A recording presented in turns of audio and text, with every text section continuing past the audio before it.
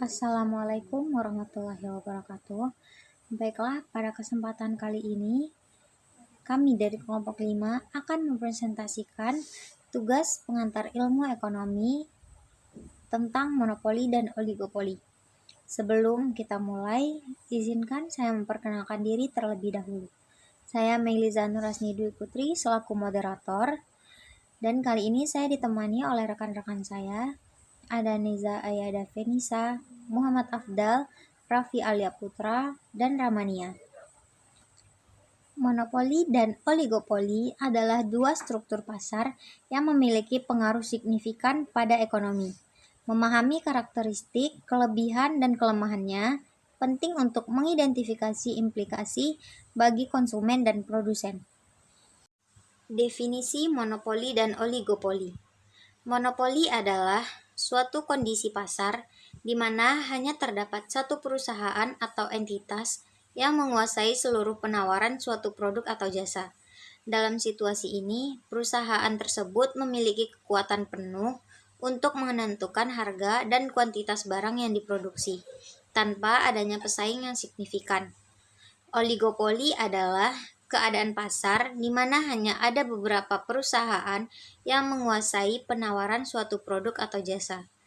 Dalam pasar oligopoli, perusahaan-perusahaan ini saling mempengaruhi dalam hal harga dan output, sehingga keputusan satu perusahaan dapat berdampak pada perusahaan lainnya. Kedua struktur pasar ini memiliki implikasi yang berbeda terhadap perilaku konsumen dan dinamika pesaing. Monopoli dan oligopoli adalah dua bentuk pasar yang memiliki karakteristik tersendiri dalam perekonomian. Keduanya berbeda dalam hal jumlah produsen, kontrol harga, serta persaingan di pasar. Karakteristik monopoli yang pertama yaitu satu produsen atau penjual. Hanya ada satu produsen yang menguasai seluruh pasar. Yang kedua, tidak adanya substitusi. Produk monopoli tidak memiliki pengganti, konsumen terpaksa membelinya.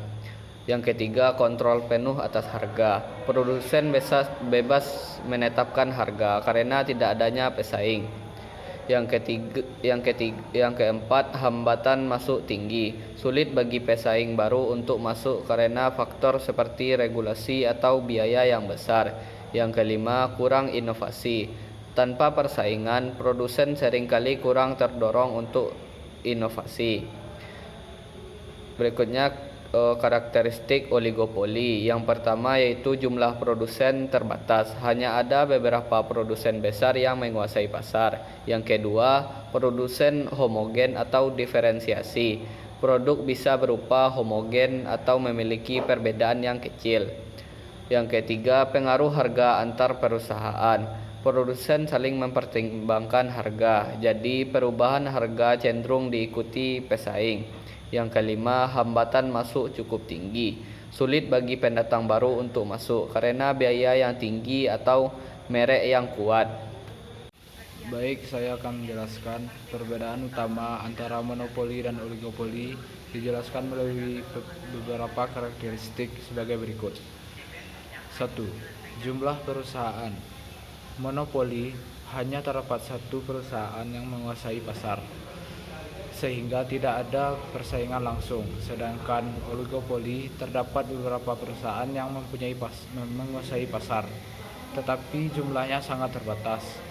Perusahaan-perusahaan ini saling bersaing tetapi jumlah kompetitornya tidak banyak. Yang kedua, kontrol harga. Pada monopoli, perusahaan memiliki kontrol penuh terhadap harga karena tidak ada alternatif atau pesaing langsung.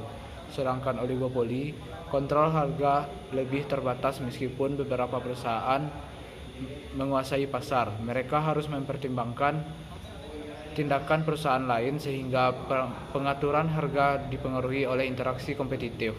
Yang ketiga, hambatan masuk.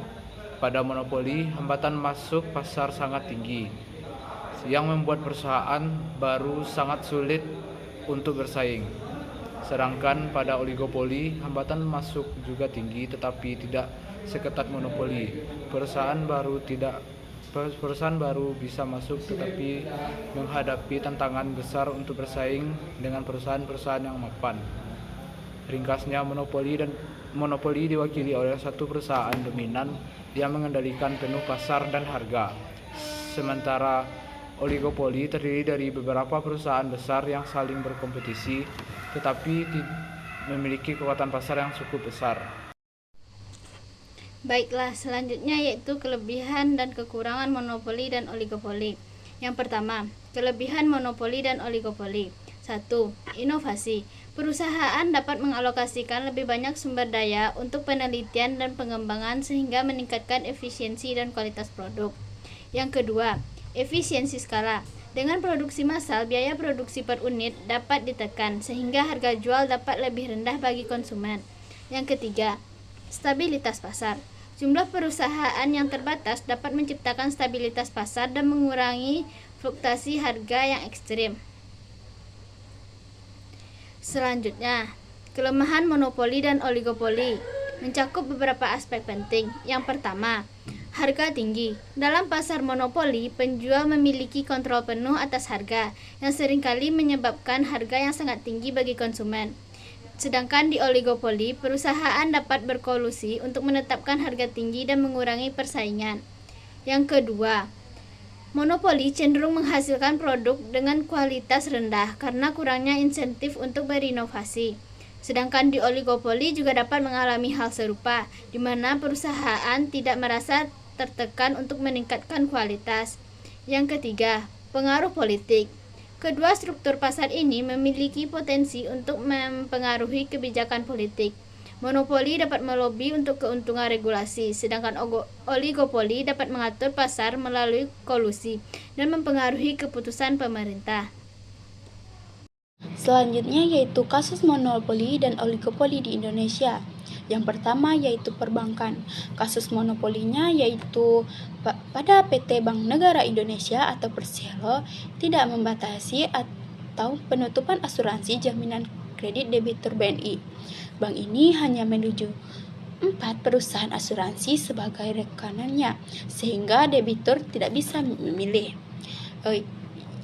Kasus oligopolinya yaitu industri perbankan di Indonesia dapat dianggap sebagai pasar oligopoli karena beberapa bank besar mengontrol sebagian besar pasar.